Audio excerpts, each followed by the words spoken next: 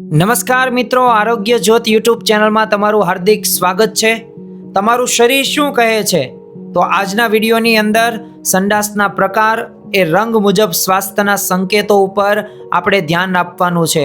પરંતુ એ પૂર્વે હું તમને થોડાક પ્રશ્નો પૂછું અને એ પ્રશ્નો શું તમને લાગુ પડે છે તો આ માહિતી તમારા માટે અત્યંત મહત્વપૂર્ણ છે।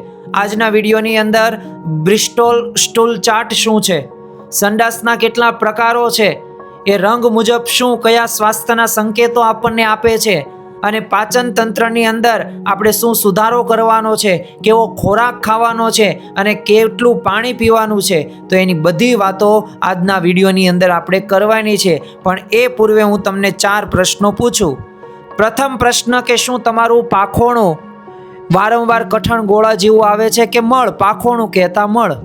શું ક્યારેક બહુ જ પાતળું અથવા પાણી જેવું થઈ જાય છે? શું તમે ક્યારેક તમારા પાખાનાના રંગ ઉપર ધ્યાન આપ્યું છે?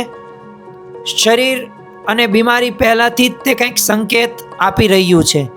જો હા, તો માહિતી આ તમારા માટે કેટલી અત્યંત મહત્વપૂર્ણ છે, કારણ કે આ બ્રિસ્ટોલ સ્ટૂલ ચાર્ટ્સના લીધે જ તે એ તમારું પાચન તંત્ર કેવું છે એનો આધાર રાખશે। તો ચાલો પ્રથમથી જ શરૂઆત કરીએ કે આ બ્રિસ્ટોલ સ્ટૂલ ચાર્ટ શું છે।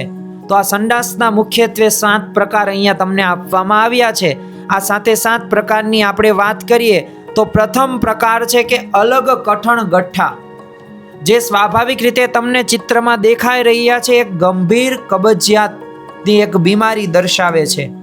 કેના લીધે થાય છે? તો શરીરમાં પાણી અને ફાઈબરની ઉણપના લીધે થાય છે। પ્રકાર 2 ની આપણે વાત કરીએ તો એ ગઠ્ઠાદાર એ સોસેજ જેવું, જે તમને ચિત્રમાં દ્રશ્યમાન થાય છે। આમ તો સ્વાભાવિક રીતે હળવી કબજિયાત છે, એટલે કે પાણી તમે ઓછું પીવો છો એના લીધે આ જોવા મળે છે। ત્રીજો પ્રકાર છે કે તિરાડો વાળો સોસેજ આકાર, જે સામાન્ય છે પણ થોડુંક આપણે ફાઈબર વધારવું પડશે। ચોથો સંડાસનો પ્રકાર છે કે લીસું। હવે આ લીસું ને નરમ સોસેજ છે, એટલે કે સ્વાભાવિક રીતે સાપ જેવું તમને દેખાય છે।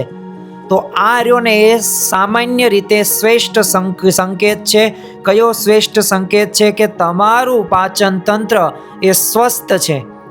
પાંચમો પ્રકાર છે કે સ્પષ્ટ કિનારીઓ વાળા નરમ ટુકડા, જે સ્વાભાવિક રીતે ફાઈબરની ઉણપ દર્શાવે છે, એટલે કે ઉણપ હોય એટલે વધારવું પડે।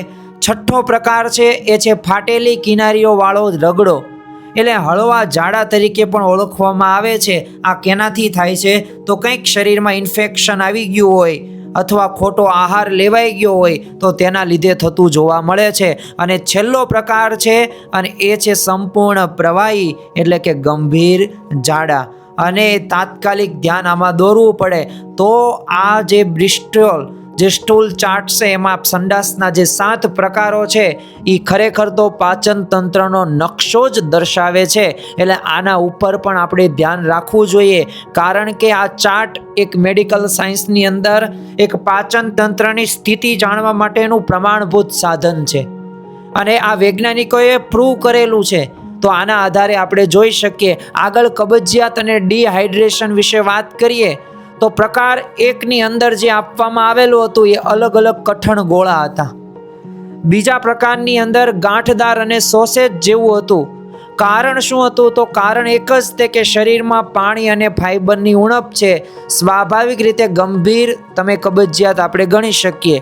એટલે આ કબજિયાત અને ડિહાઇડ્રેશન થાય છે, તો તેના લીધે આ પ્રકારના પ્રશ્નો થતા જોવા મળે છે। સામાન્ય અને સ્વસ્થ પાચન માટે પ્રકાર 3 અને 4, જે આમ તિરાડવાળી સોસેજ આકાર છે, લગભગ સામાન્ય ગણી શકીએ। પ્રકાર 4 ની અંદર પણ હમણે વાત કરીએ એમ કે લીસું કે નરમ સાપ જેવું છે, એટલે સંપૂર્ણ સામાન્ય, શ્રેષ્ઠ અને સ્વસ્થ પાચન તંત્રનો સંકેત આપણને પ્રકાર 3 અને 4 ની અંદર સ્પષ્ટ દેખાઈ આવે છે। હવે ઝાડા અને ફાઈબરની ઉણપ, જે સ્વાભાવિક રીતે આ પ્રકાર 5, 6 અને 7, એમાં ગંભીર ઝાડા તરીકે પણ આપણે ઓળખી શકીએ। તાત્કાલિક ધ્યાન દોરવું જરૂરી છે।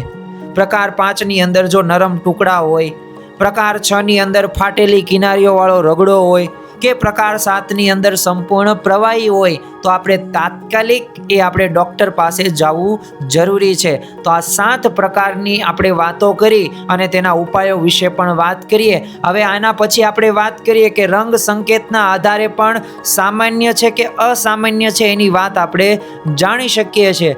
જો ભૂરો રંગ હોય તો સામાન્ય અને સ્વસ્થ જ છે.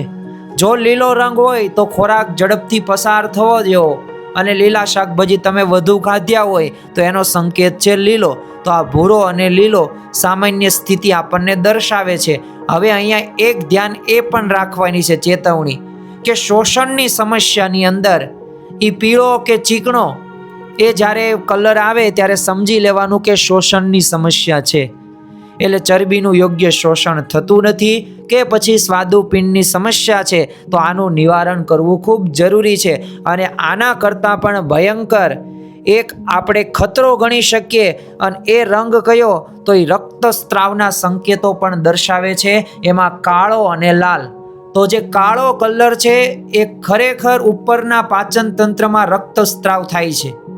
તરત ડૉક્ટરની આમાં સલાહ લેવી જોઈએ. લાલ હોય તો નીચલા પાચન તંત્રમાં રક્તસ્રાવ થાય છે, જેમાં પાઇલ્સ હોય, ફિશર હોય અથવા એમાં ગંભીર કારણ પણ હોઈ શકે. તો ડૉક્ટરનો આપણે સંપર્ક તરત કરી લેવો જોઈએ જેથી બીજું કાંઈ થાય નહીં. આગળ વાત કરીએ પિત્ત અને લીવરના પણ કંઈક સંકેતો છે.